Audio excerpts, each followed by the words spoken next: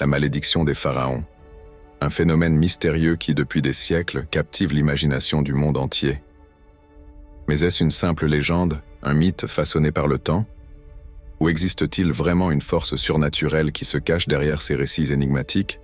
L'histoire de la malédiction des pharaons commence au début du XXe siècle, avec la découverte de la tombe du jeune roi Toutankhamon. Ce nom, pour beaucoup, est indissociable de la malédiction qui, selon les croyances populaires, frapperait quiconque oserait pénétrer dans son sanctuaire. Tout a commencé en 1922, lorsque l'archéologue britannique Howard Carter découvrit l'entrée de la tombe, restée intacte pendant plus de 3000 ans.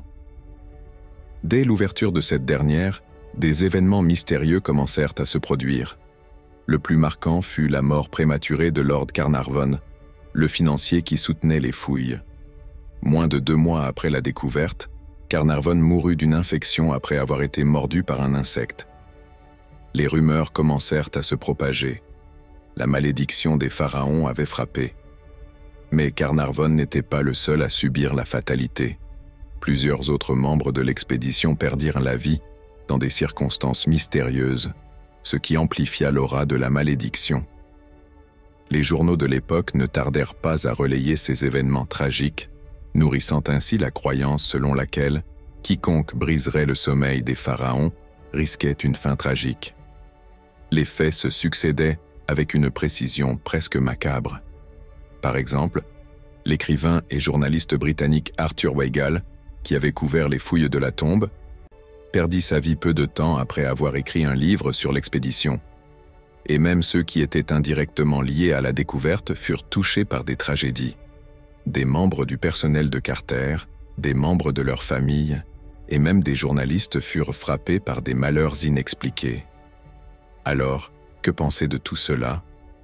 La malédiction des pharaons est-elle simplement un jeu du hasard ou une légende qui a pris une ampleur démesurée?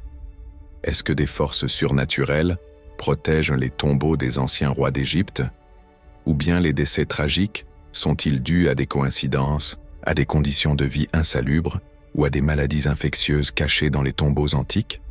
De nombreux sceptiques pointent les explications scientifiques. Après tout, la vallée des rois, où se trouve la tombe de Toutankhamon, est un lieu poussiéreux et humide, rempli de micro-organismes. Le fait que plusieurs membres de l'expédition soient tombés malades ou aient subi des accidents pourrait être dû à des infections bactériennes ou virales. D'autres hypothèses parlent de la découverte d'une bactérie très virulente, présente dans les tombes, qui pourrait expliquer les décès subis de certains archéologues. Mais la question persiste. Pourquoi ces événements malheureux sont-ils survenus avec une telle fréquence après l'ouverture de la tombe de Toutankhamon? Et pourquoi, parmi les victimes, certains semblaient avoir été touchés par des malheurs spécifiques à leur vie, comme si la malédiction s'attaquait à ceux qui avaient profané le lieu? Ces questions restent sans réponse claire. Il existe aussi des théories fascinantes qui relient la malédiction à des croyances plus anciennes, remontant aux rites funéraires des Égyptiens.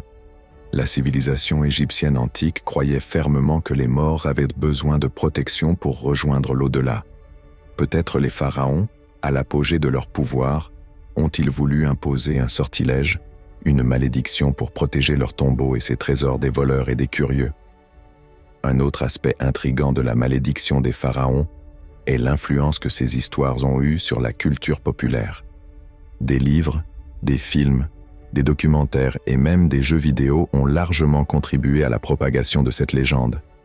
Des récits comme La malédiction de Toutankhamon ou des films comme La momie ont nourri l'imaginaire collectif, liant à jamais la malédiction à l'image des pharaons et de leurs trésors perdus. Cependant, les découvertes postérieures montrent que les malheurs des archéologues et des chercheurs pourraient être moins liés à une malédiction et plus à des incidents survenus dans des conditions extrêmes. Par exemple, dans les années 1960, des archéologues ont ouvert de nouvelles tombes, mais aucun événement tragique notable ne s'est produit, ce qui remet en question l'idée d'une malédiction véritablement surnaturelle. Mais malgré ces explications rationnelles, le mystère persiste.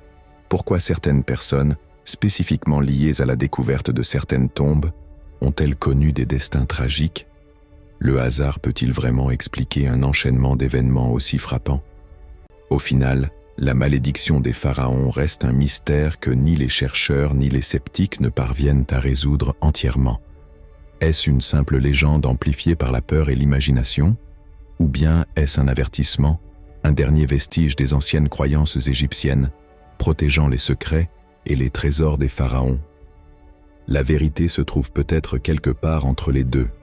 Mais une chose est sûre, la malédiction des pharaons continue de nous fasciner, nous rappelant à quel point le passé ancien peut encore avoir une influence sur nos pensées et nos croyances aujourd'hui. Alors, qu'en pensez-vous? La malédiction des pharaons est-elle un mythe, une légende alimentée par l'imagination des hommes? Ou peut-être y a-t-il quelque chose de plus mystérieux qui échappe encore à notre compréhension? Partagez vos pensées dans les commentaires et n'oubliez pas de vous abonner pour découvrir encore plus de mystères historiques. Merci d'avoir regardé et à très bientôt dans une nouvelle exploration du passé.